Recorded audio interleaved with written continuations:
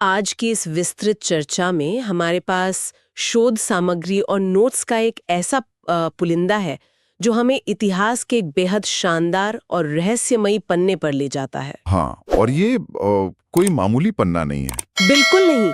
विषय है सिंधु घाटी सभ्यता, जिसे हड़प्पा संस्कृति भी कहा जाता है। इन नोट्स को पढ़ते हुए एक बात तो बिल्कुल साफ हो जाती है कि हमारा मकसद यहाँ सिर्फ ईंटों, खंडहरों या सूखी तारीखों की बात करना नहीं है। सही कहा। ये दरअसल एक ऐसे प्राचीन समाज की टाइम ट्रैवल या समय यात्रा है जो हैरत अंगेज रूप से आधुनिक था। पर अब सोचिए जरा, एक ऐसा समाज जहाँ के लोग आज से हजारों साल पहले शतरंज जैसा खेल खेलते थे, जहाँ कॉस्मेटिक्स यानी सौंदर्य प्रसाधन का इस्तेमाल होता था, और जहाँ के शहरी योजना आज के आधुनिक शहरों के ट्रैफिक और ड्रेनेज सिस्टम को भी कड़ी टक्कर देती है। चलिए इसे थोड़ा विस्तार से समझते हैं, क्योंकि ये किसी साइंस फिक्शन फिल्म की कहानी नहीं, बल्कि इसी उपमहाद्वीप के अतीत का सच है। यहाँ जो सबसे दिलचस्प बात निकल कर आती है वो है इनका अपने समकालीन समाजों के साथ तुलनात्मक अध्ययन। देखिए, जब हड़प्पा संस्कृति फल फूल रही थी तब मिस्र और मेसोपोटामिया जैसी सभ्यताएं भी अस्तित्व में थीं। जिन्हें हम उनके पिरामिड्स और बड़े स्मारकों के लिए जानते हैं। एग्जैक्टली। मिस्र के पिरामिड या मेसोपोटामिया के जिगुरात भले ही विशाल हों, लेकिन आम नागरिकों के लिए जो जल निकास प्रणाली या ड्रेनेज सिस्टम हड़प्पा के शहरों में था, उसका कोई नामो निशान उन दूसरी सभ्यताओं में नहीं मिलता है ना। ये लोग नागरिक सुविधाओं के मामले में उन्हें बहुत पीछे छोड़ चुके थे। ये सिर्फ ईंटें जोड़ने की कला नहीं थी, ये सार्वजनिक स्वास्थ्य, स्वच्छता और एक उन्नत नागरिक जीवन शैली के प्रति उनकी गहरी समझ को दिखाता है। शोध के दस्तावेजों में जो अर्बन प्लानिंग या नगरीय योजना का विवरण है, वो पढ़कर मैं वाकई दंग रह गई। इन शहरों को एक ग्रिड सिस्टम पर बसाया गया था। यानी सड़कें एक दूसरे को बिल्कुल राइट एंगल या समकोण पर काटती थी। हाँ, आज के दौर में भी हम देखते हैं कि कई नए शहरों में इतना व्यवस्थित ढांचा नहीं बन पाता जी। और ये लोग हजारों साल पहले ये कर रहे थे। मुख्य सड़कें, जिन्हें राजपथ कहा गया है, वो लगभग 10 मीटर चौड़ी होती थीं। और एक विवरण जो मुझे सबसे अनोखा लगा वो इनके मकानों के दरवाजे और खिड़कियों की प्लानिंग है। ओह हाँ, नोट्स में ये साफ लिखा है कि लोथल को छोड़कर बाकी सभी शहरों में घरों के दरवाजे मुख्य सड़क की तरफ नहीं खुलते थे। बिल्कुल। वो पीछे छोटी गलियों में खुलते थे। आजकल तो हर कोई चाहता है कि उसका घर मेन रोड पर खुले। इसके पीछे की जो रणनीतिक वास्तुकला है वो समझना जरूरी है। दरवाजों और खिड़कियों का मुख्य सड़क पर ना खुलना सीधा उनकी प्राइवेसी और ध्वनि प्रदूषण से जुड़ा है। मतलब शोर शराबे से बचने के लिए। हाँ, मुख्य सड़क पर बैलगाड़ियों की आवाजाही होती होगी, व्यापारिक गतिविधियां, धूल मिट्टी, ये सब स्वाभाविक था। अपने घरों को पीछे की तरफ खोलकर उन्होंने एक तरह से अपने रहने के स्थान को शोर और धूल से सुरक्षित कर लिया था। ये तो बहुत स्मार्ट अप्रोच है। और सभी भवनों का निर्माण पक्की ईंटों से हुआ था, जो एक निश्चित अनुपात में बनी थी। हर घर में अपना एक स्नानागार यानी बाथरूम होता था और वहां से गंदा पानी निकालने के लिए पक्की नालियां थीं, जो आगे जाके सड़क की मुख्य नाली से जुड़ जाती थीं। मैंने पढ़ा कि ये नालियां ढकी हुई होती थीं। बिल्कुल। ये एक बहुत ही उच्च स्तरीय और सोची समझी इंजीनियरिंग है। अब स्नानागार का जिक्र आया है तो मोहेंजोदारो के उस विशाल स्नानागार को हम कैसे भूल सकते हैं। वैसे मोहेंजोदारो का शाब्दिक अर्थ मृतकों का टीला है, जो अपने आप में काफी रहस्यमयी लगता है। हाँ, वहां उत्खनन में एक बहुत बड़ा स्नान कुंड मिला है। स्रोत सामग्री में इसके सटीक आयाम भी दिए गए हैं। ये लगभग 11.88 मीटर लंबा, 7.01 मीटर चौड़ा और 2.43 मीटर गहरा था। कागज पर तो ये संख्याएं बस नंबर्स लगती हैं, लेकिन इसका वास्तविक स्केल क्या रहा होगा? अगर हम इन आंकड़ों को आज के संदर्भ में सोचें तो कल्पना कीजिए एक ऐसे स्ट्रक्चर की जो एक आधुनिक ओलंपिक आकार के स्विमिंग पूल के उथले हिस्से के बराबर हो। बाप रे, हजारों साल पहले इतना बड़ा स्ट्रक्चर! और सबसे बड़ी बात यह है कि इसे पूरी तरह से वाटरप्रूफ बनाया गया था। वाटरप्रूफ उस जमाने में? हाँ, इसके लिए पक्की ईंटों को जोड़ा गया और पानी को रिसने से रोकने के लिए दामर या बिटुमेन की एक परत बिछाई गई थी। ये वाकई आश्चर्यजनक है। इसमें उतरने के लिए सीढ़ियां थीं और पानी बदलने की व्यवस्था भी थी। ये केवल नहाने की जगह नहीं थी। इसका उपयोग संभाव्यतः बड़े धार्मिक अनुष्ठानों के लिए किया जाता था, जो पूरे समुदाय को एक साथ लाता था। नगर निर्माण की इस चर्चा में गुजरात के धौलावीरा का लेआउट मुझे बाकी शहरों से काफी अलग लगा। हाँ, धौलावीरा का ढांचा थोड़ा विशिष्ट है। जैसे हड़प्पा के ज्यादा शहर 2 हिस्सों में बंटे थे। एक ऊपरी दुर्गीकृत भाग जहां शायद शासक वर्ग रहता था, और एक निचला भाग जहां आम लोग रहते थे। लेकिन धौलावीरा में ये ढांचा 2 नहीं, 3 भागों में बंटा हुआ था। धौलावीरा का ये त्रिस्तरीय विभाजन इस बात की ओर इशारा करता है कि वो एक बहुत बड़ा और जटिल प्रशासनिक केंद्र रहा होगा। इसके 2 भाग पूरी तरह से मजबूत दीवारों से घिरे हुए या दुर्गीकृत थे। और वहीं से पत्थरों से बना एक भव्य प्रवेश द्वार भी मिला है ना? बिल्कुल, वहां पॉलिश किए हुए सफेद पत्थर के टुकड़े भी पाए गए हैं, जो उनकी पत्थर तराशने की कला का बड़ा प्रमाण है। लेकिन धौलावीरा की सबसे बड़ी उपलब्धि उसका जल प्रबंधन यानी वाटर मैनेजमेंट है। क्योंकि वो एक काफी सूखे इलाके में स्थित था। सही पकड़ा, वहां पानी की कमी थी, इसलिए वहां के लोगों ने पानी का संग्रह करने के लिए बांधों यानी डैम्स का निर्माण किया और विशाल जलाशय बनाए। पानी की एक एक बूंद को सहेजना, ये तो आज के क्लाइमेट चेंज के दौर में हमारे लिए भी एक बड़ा सबक है। बिल्कुल। और वहीं लोथल और सुरकोटाला जैसे शहरों में दुर्ग और नगर दोनों एक ही रक्षा प्राचीर से घिरे थे, जो सुरक्षा को लेकर उनकी चिंताओं को या प्रशासनिक केंद्रीकरण को स्पष्ट करता है। अब अगर इन ईंटों और इमारतों की दुनिया से थोड़ा बाहर निकलें और वहां के आम लोगों की रोजमर्रा की जिंदगी पर नजर डालें, तो ये सोर्स मटेरियल उन्हें बहुत ही रिलेटेबल बनाता है। हाँ, उनका आम जीवन काफी आधुनिक मालूम पड़ता है। उनके खान पान में ही देखिए कितनी विविधता थी। वो लोग शाकाहारी और मांसाहारी दोनों थे। गेहूं, जौ, तिल, दालें और यहाँ तक कि बाद में चावल खाने के प्रमाण भी मिलते हैं। और फैशन को लेकर उनका नजरिया भी काफी आगे था। स्त्री और पुरुष दोनों ही गहने पहनते थे। हाँ, सोने, चांदी, हाथी दांत और शीपिंग या शेल्स के आभूषण आम थे। मुझे तो सबसे दिलचस्प चन्हुदारों के बारे में पढ़कर लगा। वहां की बीड फैक्ट्री। हाँ, वहां से बाकायदा मनके या बीड्स बनाने की एक पूरी वर्कशॉप मिली है, और वहाँ कॉस्मेटिक्स यानी सौंदर्य प्रसाधन के भी अवशेष मिले हैं। इसका मतलब है कि सजने संवरने की एक पूरी कल्चर वहाँ मौजूद थी। ये तस्वीर हमें बताती है कि ये समाज सिर्फ जिंदा रहने के लिए संघर्ष नहीं कर रहा था, वो लोग जीवन का आनंद भी ले रहे थे। जैसे उनका मनोरंजन। बिल्कुल, मनोरंजन उनके दैनिक जीवन का एक बड़ा हिस्सा था। वो मछली पकड़ते थे, शिकार करते थे और सबसे मजेदार बात, चौपड़ या शतरंज जैसे बोर्ड गेम्स खेलते थे। बोर्ड गेम्स, सोचो दोपहर में बैठकर कोई हड़प्पन परिवार शतरंज खेल रहा है। ये शौक तभी संभव है जब समाज आर्थिक रूप से स्थिर हो, जब लोगों को हर दिन सिर्फ खाने की तलाश में भटकना ना पड़े। इस डेली लाइफ से जुड़ा एक किस्सा नोट्स में है जो सच में बहुत मजेदार है। वही चन्हुदारों के उत्खनन से ही मिला है। आप उस ईंट की बात कर रही हैं जिस पर पशुओं के निशान हैं? हाँ, एक पकी मिट्टी या टेराकोटा की ईंट मिली है जिस पर एक बहुत ही अनोखी छाप है। उस पर एक बिल्ली के पंजों के निशान हैं और ठीक उसके पीछे एक कुत्ते के पंजों। कुत्ते के पंजों के निशान, जैसे वो उसका पीछा कर रहा हो। वैसे ही हजारों साल पहले कोई कुत्ता किसी बिल्ली के पीछे भागा होगा और वो दोनों किसी गीली ईंट के ऊपर से गुजर गए होंगे। वो एक छोटा सा पल हमेशा के लिए इतिहास में जम गया। ऐसी बातें इस प्राचीन सभ्यता को हमारे कितना करीब ले आती हैं। ऐसी खोजें वाकई में इन खंडहरों में जान डाल देती हैं। अब अगर उनके सामाजिक ताने बाने की बात करें तो समाज मुख्य रूप से 4 वर्गों में बटा हुआ दिखाई देता है: विद्वान या पुरोहित, योद्धा, व्यापारी और श्रमिक या शिल्पकार। तो क्या ये किसी तरह की जाति व्यवस्था थी? नहीं, ये विभाजन किसी कठोर जाति व्यवस्था से ज्यादा उनके व्यवसाय और काम के आधार पर लगता है और समाज के स्वरूप को लेकर एक बड़ा चित्र सामने आता है। मात्र सत्तात्मक समाज वाला पहलू। हाँ, उत्खनन में भारी संख्या में मातृ देवी की मूर्तियां मिली हैं। इसके अलावा मोहरों पर जो चित्र उकेरे गए हैं, उनके आधार पर कई इतिहासकारों का ये मानना है कि हड़प्पा समाज संभवतः मात्र सत्तात्मक या मैट्रियार्कल था, जिसमें परिवार और समाज में महिलाओं की भूमिका प्रमुख होती है।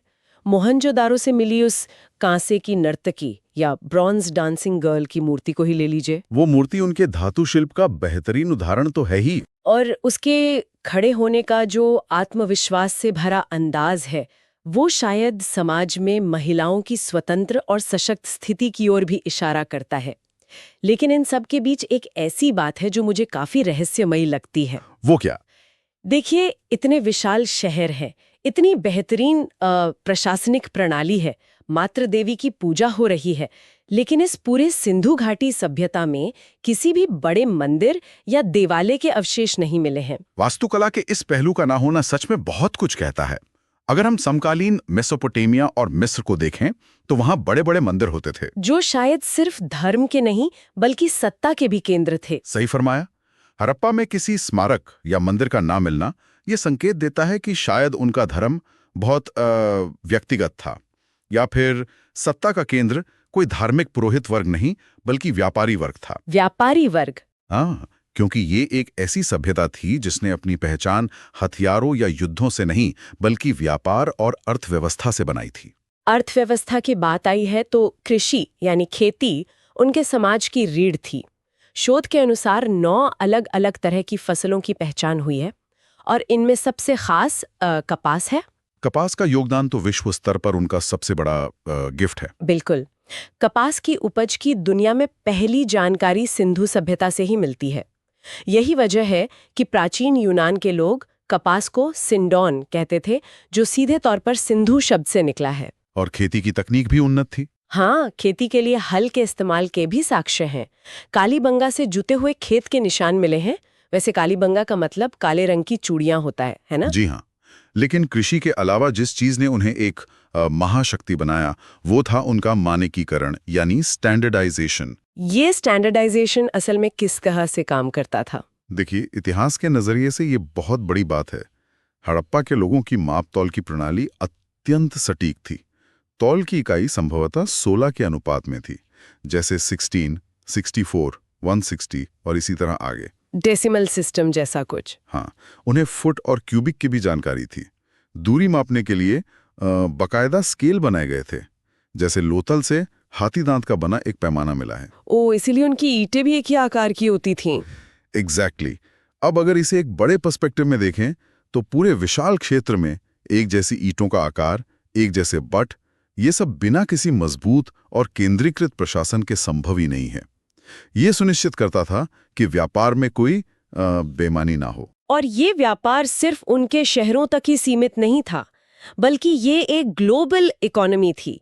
नोट्स कहते हैं कि मेसोपोटामिया के प्राचीन दस्तावेजों में हड़प्पा स्थलों के लिए मेलुहा शब्द का इस्तेमाल किया गया है। मेलुहा, बिल्कुल। उनके पास अंतर्राष्ट्रीय व्यापार के लिए बड़े बंदरगाह थे, जैसे लोथल का गोदीबाड़ा या डॉकयार्ड। हाँ, लोथल का डॉकयार्ड समुद्री व्यापार का बहुत बड़ा केंद्र था। इनकी मोहरों पर जहाजों और नावों के चित्र मिले हैं। लोथल से फारस यानी पर्शिया की मोहरें मिलना और कालीबंगा से मेसोपोटामिया की बेलनाकार मोहरें मिलना, ये सब दिखाता है कि उनका ट्रेड नेटवर्क कितना सघन था। फारस की खाड़ी, अफगानिस्तान, तुर्कमेनिस्तान, इन सब जगहों से उनका व्यापार होता था। और ये व्यापार चलता था बार्टर सिस्टम यानी वस्तु विनिमय प्रणाली पर। वो सूती कपड़े, आभूषण और बर्तन एक्सपोर्ट करते थे और अपने उद्योगों के लिए कच्चा माल आयात करते थे। सोना और चांदी कहाँ से आता था? सोने का आयात मुख्य रूप से कर्नाटक और अफगानिस्तान से होता था। चांदी ईरान से आती थी। एक बेहद कीमती नीला पत्थर होता है, लाजवार मणि या लैपिस लजूली। हाँ, लैपिस लजूली काफी मशहूर है। ये अफगानिस्तान के बदाख्शन से मंगाया जाता था।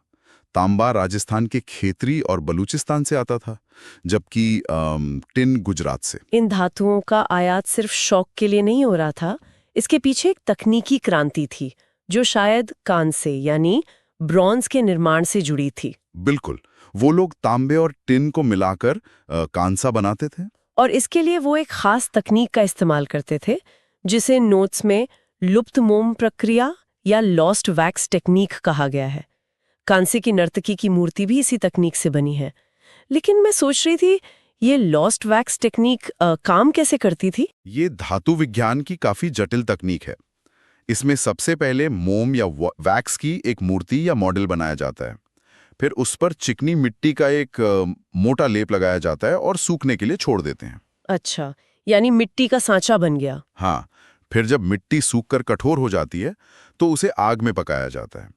गर्मी से अंदर का मोम पिघलकर एक छोटे से छेद से बाहर निकल जाता है, इसीलिए इसे लुप्त मोम कहते हैं। ओह, अब समझ आई ये बात। फिर उस खाली सांचे में पिघला हुआ गरम कांसा डाला जाता है। ठंडा होने के बाद ऊपर की मिट्टी तोड़ दी जाती है और अंदर से बिल्कुल सटीक धातु की मूर्ति निकलती है। ये सच में कमाल है। और सिर्फ धातुओं में ही नहीं, इनका कटाई बुनाई, बढ़ाईगिरी और मिट्टी के बर्तन बनाने का काम भी बहुत उच्च स्तरीय था। हाँ, अब देखिए ना, इतनी उन्नत तकनीक, बड़ा व्यापारिक नेटवर्क और इतनी परफेक्ट टाउन प्लानिंग, ये सब देखकर लगता है कि जैसे हम उनके बारे में सब जानते हैं, लेकिन हम सब कुछ नहीं जानते। वही तो। इसके बाद नोट्स का जो अगला हिस्सा है, वो एक ऐसा रहस्य सामने लाता है जिसने पिछले 100 सालों से विश्व भर के पुरातत्वविदों को उलझा रखा है, और वो है उनकी लिपि या स्क्रिप्ट। हाँ, ये इतिहास के सबसे बड़े अनसुलझे रहस्यों में से एक है। हड़प्पा की लिपि के बारे में पहली जानकारी 1853 में मिली थी और 1923 तक इसके पूरे नमूने सामने आ गए थे। पर इसकी बनावट भी बहुत अनोखी है। इसे बाउस्ट्रोपेडॉन लिपि कहा गया है ना? बिल्कुल। बॉस्ट्रोपेडॉन का अर्थ ये है कि पहली पंक्ति दाएं से बाएं ओर लिखी जाती थी और अगली पंक्ति बाएं से दाएं ओर। जैसे एक किसान अपने बैल को खेत में घुमाता है, एक सिरे से दूसरे सिरे तक और फिर वापस। सही उदाहरण दिया। इस लिपि में लगभग 64 मूल चिन्ह हैं और 250 से 400 तक चित्राक्षर यानी पिक्टोग्राफ्स हैं।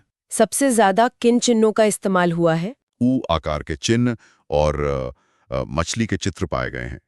ये लिपि ज्यादातर सल्खड़ी या स्टेटाइट की मोहरों पर उकेरे गए हैं। स्टेटाइट एक मुलायम पत्थर होता है जिस पर नक्काशी आसान होती है। लेकिन सबसे बड़ी विडंबना ये है कि हमारे पास हजारों नमूने हैं, दुनिया भर के सुपर कंप्यूटर्स लग गए हैं, पर इस लिपि को आज तक पढ़ा नहीं जा सका है। और यही वजह है कि इनके धर्म और मान्यताओं के बारे में हमारी जानकारी सिर्फ अनुमानों पर टिकी है। हम इन मोहरों और मूर्तियों को बस देखकर ही अंदाजा लगाते हैं। लिपि नहीं पढ़ पाने की वजह से ही मोहरों के चित्र इतने जरूरी हो जाते हैं। जैसे मोहनजोदारो से मिली पशुपति शिव की मोहर, इसका अध्ययन उनके धार्मिक विश्वासों की बड़ी तस्वीर पेश करता है। हाँ, उस मोहर में एक त्रिमुखी पुरुष ध्यान की मुद्रा में बैठा है। उसके सर पर सींगों वाला आभूषण है और उसके चारों ओर जानवरों की आकृतियां हैं। दाएं और एक चीता और हाथी है, बाएं और एक गैंडा और भैंसा, और नीचे 2 हिरन बैठे हैं। इसलिए इसे आदि शिव या पशुपति यानी पशुओं के स्वामी की आराधना का साक्ष्य माना जाता है। प्रकृति और पशुओं के प्रति उनका सम्मान बाकी मोहरों में भी दिखता है। कुबड़ वाला बैल और सींग वाले पशु को बहुत पवित्र माना जाता था। लिंग पूजा के साक्ष्य भी मिले हैं। एक मोर तो ऐसी भी है जिसमें एक स्त्री के गर्भ से पौधा निकलता हुआ दिखाया गया है। इसे शायद पृथ्वी माता या उर्वरता की देवी का प्रतीक माना गया है, जो खेती करने वाले समाज के लिए स्वाभाविक है। और कालीबंगा में जो अग्निकुंड मिले हैं वो बताते हैं कि वहां यज्ञ या कोई कर्मकांड होते होंगे। स्वास्तिका, चक्र और क्रॉस जैसे चिन्ह भी मिले हैं। ये वाकई गौर करने वाली बात है कि ये चिन्ह आज भी हमारी आधुनिक संस्कृति में कितने पवित्र माने जाते हैं, और इनकी जड़ें सीधे हड़प्पा से जुड़े हैं। जीवन और धर्म की तरह उनकी मृत्यु के बाद की व्यवस्था भी काफी स्पष्ट थी। नोट्स बताते हैं कि अंतिम संस्कार की 3 मुख्य विधियां थीं। पहली तो पूर्ण समाधिकरण थी ना, जिसमें शव को जमीन में दफना दिया जाता था। ये सबसे आम थी। हाँ, दूसरी विधि थी आंशिक समाधिकरण, जिसमें शव को पहले खुले में पशु पक्षियों के लिए छोड़ देते थे और बाद में बची हुई हड्डियों को दफनाते थे।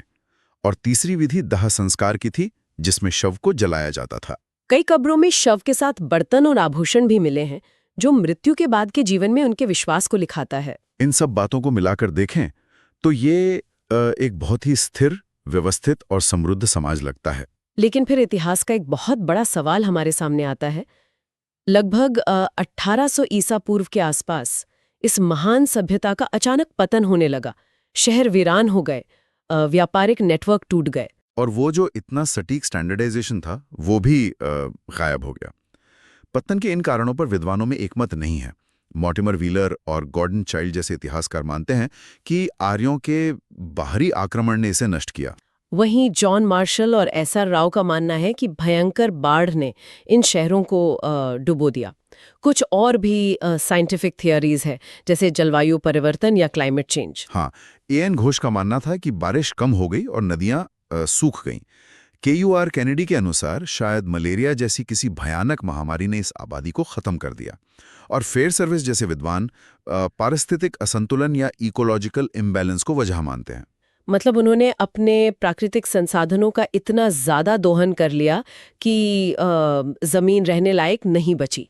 शायद इनमें से कोई एक नहीं, बल्कि इन सभी कारणों ने मिलकर इस विशाल सभ्यता को घुटने टेकने पर मजबूर कर दिया होगा। ये बहुत हद तक संभव है। तो इस चर्चा के अंत में श्रोताओं के सोचने के लिए एक बहुत ही गहरा विचार सामने आता है। सोचिए जरा, एक ऐसी उन्नत सभ्यता जिसने ड्रेनेज सिस्टम से लेकर इंटरनेशनल ट्रेड तक सब कुछ मास्टर कर लिया था, वो अचानक गायब हो गई और अपने पीछे एक ऐसी लिपि छोड़ गई जो हम आज तक नहीं पढ़ पाए। यही तो, अगर भविष्य में किसी दिन एआई या किसी और तकनीक की मदद से इंडस स्क्रिप्ट को पूरी तरह पढ़ लिया गया तो क्या होगा? क्या पता हमें ये एहसास हो कि हम अब तक उनके समाज, उनके धर्म और विचारों के बारे में जो कुछ भी मानते थे, जो अंदाजे हमने उन मोहरों से लगाए थे, वो पूरी तरह से गलत थे। ये वाकई एक बड़ा रहस्य है। क्या पता वो हमें कुछ ऐसा बताना चाह रहे हों जो हमने कभी सोचा ही ना हो। ये विचार ही इस बात का सबूत है कि इतिहास कभी भी पूरी तरह से सेटल्ड नहीं होता। वो हमेशा कुछ नया बताने के लिए हमारा इंतजार कर रहा होता है। खामोश मोहरों के पीछे छिपी वो भाषा जिस दिन बोलेगी, शायद उस दिन प्राचीन इतिहास के कई सत्य फिर से लिखे जाएंगे। अतीत